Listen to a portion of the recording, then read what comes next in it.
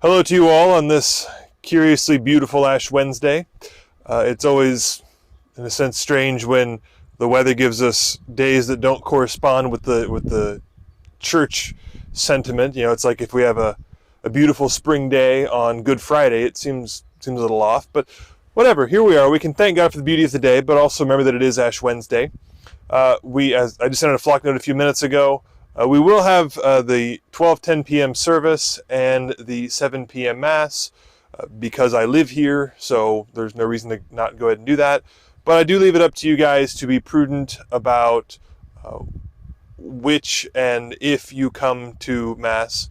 The parking lot is indeed snowy still, but it's that nice kind of snow that's actually kind of easy to walk on and not particularly slippery if you stay light on the gas pedal. So, in fact, some other people have already been enjoying our snowy parking lot, so it is quite passable.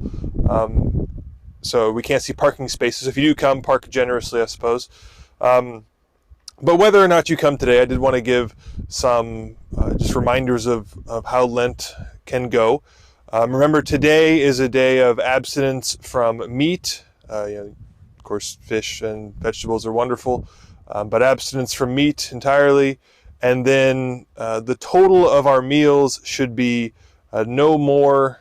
It's one full meal, and anything else we eat should be less than a full meal. So if you might eat 3 full meals today, 1.9, if you will, or less, is the way to go. And then for Lent in general, of course, no meat on any of the Fridays. But then for your Lenten penance, I encourage you to do something that is substantial and difficult, but don't do 35 things. Pick one thing, maybe 2, maybe give one thing up or add one prayer discipline of some sort. Do things that are substantial and meaningful and a bit difficult, but also possible. Don't set yourself up for failure. Think of something you want to work on, something you've been meaning to do maybe. If you just, suppose you take up praying a rosary every day and you just focus on doing that one thing every day of Lent, that'll be a great Lent. But there's always a temptation, and you're probably getting emails from different Catholic companies of do this, read this book, try this out, look at our devotion.